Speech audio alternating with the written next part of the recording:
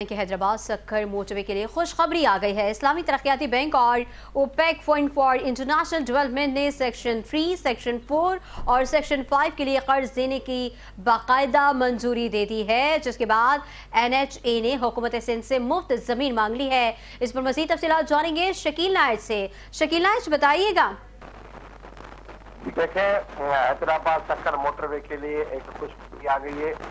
इस्लामी तरक्याती बैंक और OPEC fund for international development ने सेक्शन 3, सेक्शन 4 और सेक्शन 5 के लिए कर्ज देने की बाकायदा मंजूरी दे दी है। नेशनल हाईवे अथॉरिटी ने हैदराबाद और सक्कर मोटरवे M6 के लिए मुफ्त में जमीन मांग ली है। सेंट्रल वर्किंग पार्टी CDWP ने 10 मई 2025 के इजलास में जो मिनट्स है वो जारी कर देंगे। NHA ने इस जमीन में senior member board of revenue को खत लिखा है। खत में कहा गया कि हुकूमत सिंध की जानिब से हैदराबाद सक्कर मोटरवे M6 के लिए जमीन को वसूल की सहूलत करने के लिए वक्त के ज़ाया को कम करने के लिए आरजी ब्रिज के तौर पर ये जो है वो उसका शुक्रिया अदा करते हैं। इस्लामी तरक्याती बैंक और OPEC fund for international development ने इन तीनों सेक्शन पर कर्जों की मंजूरी दे दी है। दोनों कर्ज दाहिंदगार ने हुकूमत सिंध की जानिब से मतलूबा एराजी की मुंतकली के लिए शर्त रखी है। मुश्तरका VM के तौर पर NHA ने ML सेक्शन 6 के जरूरत पूरा करने के लिए ये PC1 जमा कराई। हुकूमत सिंध से दरख्वास्त है कि फौरी तौर पर इसके लिए